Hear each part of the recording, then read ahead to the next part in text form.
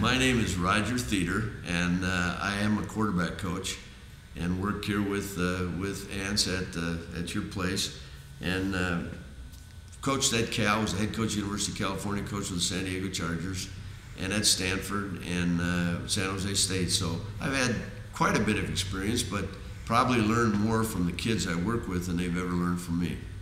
When I got out of college coaching, I was a little bit frustrated with the NFL, and at that time, a fellow by the name of Kirkham, John Kirkham, was a quarterback at De La Salle High School, and his dad called me and asked me if I'd work with his son, so I did.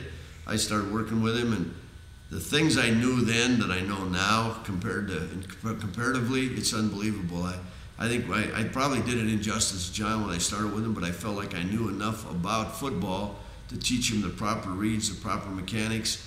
And from that point on, I used to get phone calls all the time from other kids like John that wanted to start training. I think the most important thing in training quarterbacks is that they understand what it's all about. I've changed my philosophy a little bit in the last couple of years, because I think you better be a tough sucker to be a quarterback, just like a linebacker.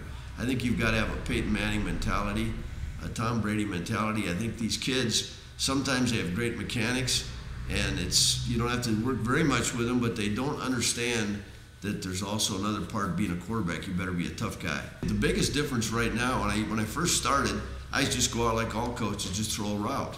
And now we throw it against a certain coverage, so they always understand a curl route is totally different if I'm throwing against a man-to-man curl or if I'm throwing against a zone. So I think it's important that they understand before the ball's ever snapped, what's the protection, what's the coverage, and now it makes a big difference how you practice and how you train a kid. I think that's the biggest difference in what I'm doing now and what I did when I first started.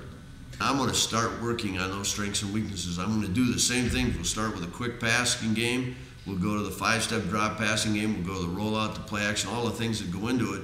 But I think the biggest thing is when you start with a kid, you've got to know what his strengths and weaknesses are and build on those strengths and utilize the weaknesses to make him a good quarterback. That's probably right now what I do. I can see a kid do something and do it wrong, correct it immediately, and that's what's really important, because if you let a kid do something wrong for 5 or 6 repetitions, he's going to continue to do it wrong. So you've got to correct him right away. You've got to understand.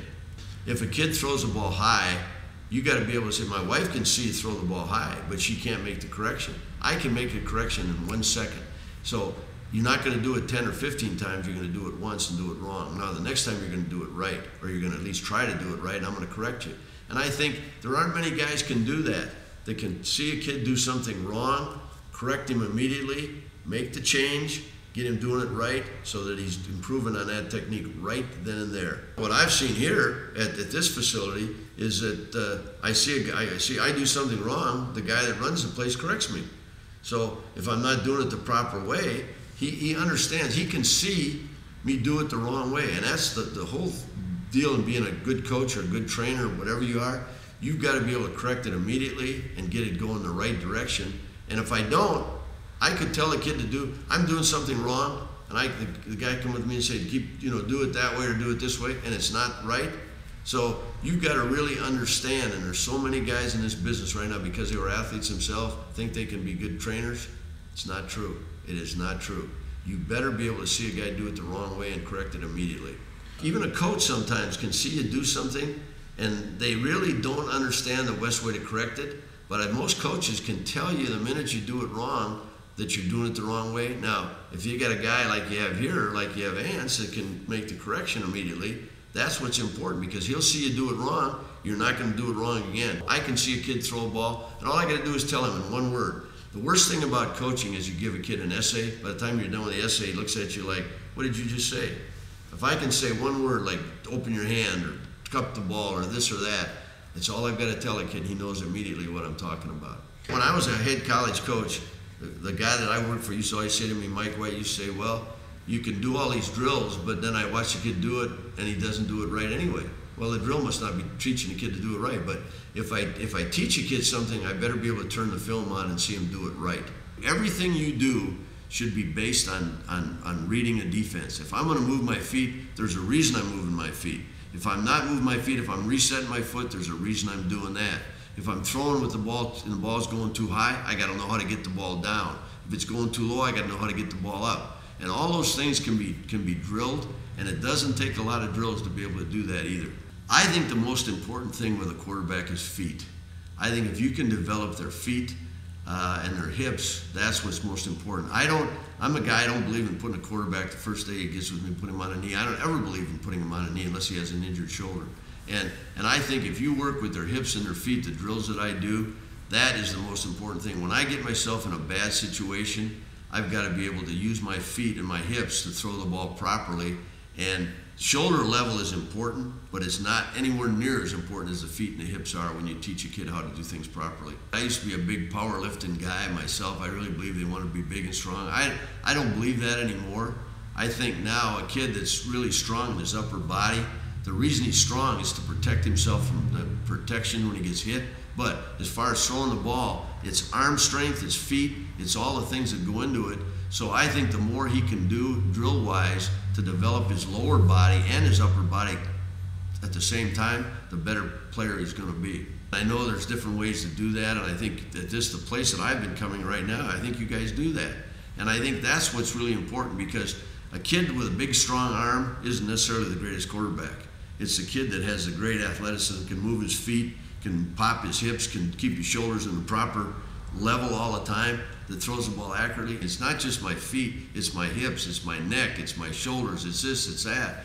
And I think that's what you've got to do with a quarterback. I think first thing they think about, they come into a room, they want to lift, they want to see where the biggest weightlifting bench is you've got in place, and I think that's a big mistake. I've trained quarterbacks that way, and I used to believe that.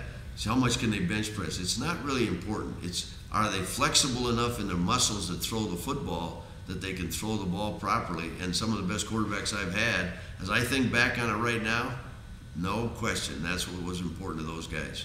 The first thing quarterback coaches tell a kid, if I'm going to throw to my left and I'm right-handed, look out of your right eye, open your hip. That's the worst thing a quarterback can do, I believe. I believe the most important thing is snap that hip, keep the hip down the field, don't tip where you're throwing the ball. Get every advantage you can get as a quarterback so the defense doesn't react to what you do. When I was a coach in college, coaches always say to me, give me more individual time. I say, no, you don't need any more individual time. I think the individual time with that player, if you know what you're doing, is the most important thing you can ever do with a kid. When it's 3rd down and 5 and you can't run it, you better be able to throw it. And you got to have a kid under center that can do that. So the quarterback position has become so important. I mean, the National Football League is a quarterback league.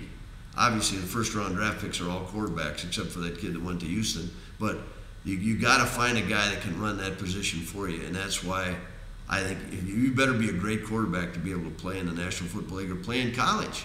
And I see some of these guys with great ability. It's like a big, strong arms, but they are not very good quarterbacks. The younger you are, the better, but it all depends to me. A parent will call me, I was telling you this earlier, a parent will call me, and a kid's only a 5th grader. I think most kids are not ready mentally and concentration level to be trained when they're in 5th grade. Let them have fun. Let them play Little League Baseball. Have them have fun. Let them play soccer, whatever they want to do. But when a kid is ready, you'll know it.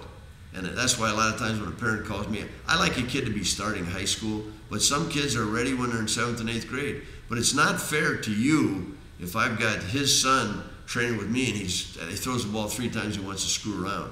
That's not what I'm looking for. I'm looking for a kid that really wants to be a quarterback, wants to train hard, because most kids are really conscientious, and it's a position that I think kids that are quarterbacks are the most dedicated kids on your football team because they want to be good at what they do. I coach because I enjoy it. I think that's the most important thing.